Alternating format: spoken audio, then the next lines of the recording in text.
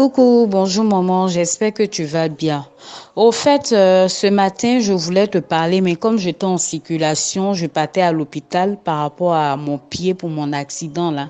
Je partais pour faire mon pansement. Donc, je te disais que tu m'es apparu dans une vision pour me dire qu'il y a un baobab qui va tomber. Et le baobab, là, faut qu'on voie les jardiniers autour pour qu'on puisse arroser le baobab. Je dis, mais le baobab, on va arroser ça comment? Parce que ça a déjà poussé. Tu dis, mais ça a poussé, mais la racine est en train de pourrir.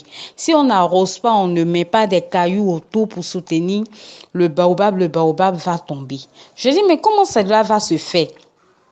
Et dans la vision, j'ai vu Watao. Watao qui me dit, mais ce que ta maman est en train de dire là, que c'est la vérité, que fais tout pour arroser ce baobab là, sinon le baobab là va tomber. Je dis, mais quelque chose qui a déjà poussé, c'est quand c'est à l'étape embryonnaire, comme on dit ça, quand on vient de mettre la graine là on peut commencer à arroser pour que la plante puisse sortir, ainsi de suite.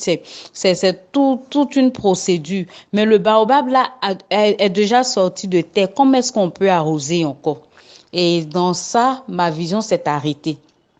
Donc, je voulais t'appeler pour te dire, et c'est là que j'ai eu l'accident, donc j'ai pas eu l'occasion de t'en parler. Et c'est après, un jour je dormais et je vois en songe, je vois un homme qui vient me dire que mais je t'ai dit, faites-vous aller arroser le baobab. Et le visage de l'homme, quand il est en train de me parler, le visage a disparu.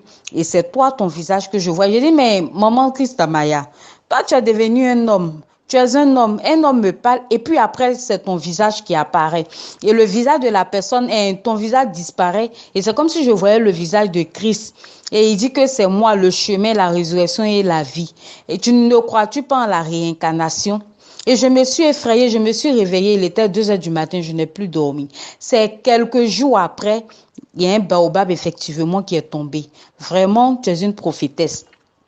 Plusieurs fois, j'ai eu à te dire que quand je suis dans des situations, une fois que je pense à toi ou bien j'essaie de t'appeler, mon problème se règle.